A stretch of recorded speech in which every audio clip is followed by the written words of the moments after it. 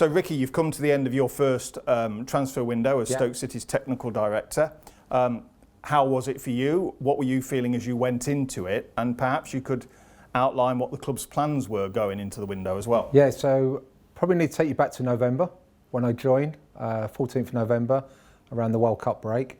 I had some really clear, transparent conversations with John and with Alex. And I knew when I first arrived at Clayton Wood what the January window was going to look like. Certainly I knew what the first 2 weeks would look like. And I knew that there was some areas around the FFP that I needed to address. So it was really clear to me and really focused that I had a job ahead. I couldn't share that, obviously, with our competitors. I couldn't make that wider public knowledge because that would have been a disadvantage for us going into that window. But what it did do, and that's why we worked really hard for me to come in November, it gave me 6 weeks leading into the January window. Sounds like it was a real challenge for you personally. It was a challenge, but it's something that gave me a purpose. So I came in with a real clear purpose that in that first 2 weeks, we needed to address the FFP. I needed to bring the numbers back into line. And that was part of a transfer fee of Joe Bersant and also some savings from our loan players that returned back to their parent clubs. So after them first 2 weeks were completed, we were back in line with FFP. So some of the loan players returning and the sale of Joe Bersant got us over the line in terms of FFP, just to reiterate that. They played a big part. There was also some other dynamics, like the FA Cup was going on at the time when we progressed. So we got the prize money and the gate money that was coming. We had some income coming from the World Cup, from Harry's performances out in the World Cup. So there were some other factors, but yeah, we needed to readdress the player budget and we need to bring some income, and we were able to do that in them first 2 weeks. So we felt confident in going to the last couple of weeks of the window that we were now back in lines and we had the numbers in the right place for the FFP.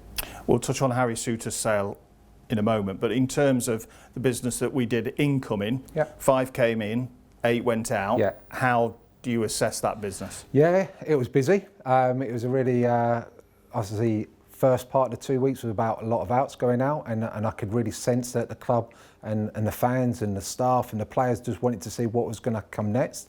And we're really pleased in that week we brought 3 players in 3 days, and that was part of the plan. We knew we had to do out first. We couldn't just bring them 3 in because otherwise we wouldn't have been compliant with the FFP. So we had to address that, and we did that. And then we brought 3 really exciting players in to add to the squad. It's a test of nerve that when players are going out and you're not necessarily seeing players come in to replace them. That's you really have to hold your nerve, don't you? Yeah, we had to hold our nerve, but also we had a plan. We knew what that looked like, and that's why the first couple of weeks was really important, because we just sat on our hands and we didn't do nothing, and we waited and waited, and maybe hoping for the Harry deal to maybe have happened, because there were some rumours around that. That could have probably been a little bit out of our control, and I don't think that's a good way to go when you go into a transfer window. We wanted to be in full control, and we wanted to be proactive. Now, as we know, Harry went to Leicester on transfer deadline eve. I think it was completed 90 minutes before the window shut. Obviously, there was no time to reinvest the funds then, but how will that impact on future transfer planning? Yeah, we made some inquiries at the time, because we had 2 days, and that's not enough, but we did make some inquiries, and we weren't able to secure permanent signings. So that's when we then looked to the loan market again, and that's where we added Axel and Ben Pearson came in on deadline day.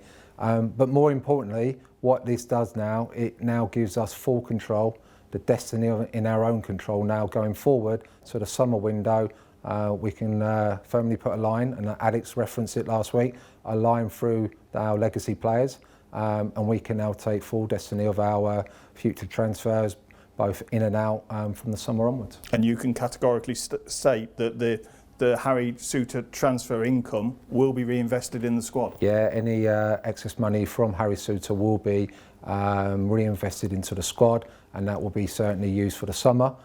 For permanent transfers, loan transfers, free agents, whatever that dynamics will look like. A big summer window coming up then, so is planning already underway for that? Yeah, planning is already underway, but before that we wanted this window to ensure that we had a competitive squad for the rest of the season. We've still got half a season left of competitive games. We're still in the FA Cup, so we wanted the squad to be as competitive as we can now, to give Alex a little bit of a difference as well, so we can potentially change his shape and have a different formation.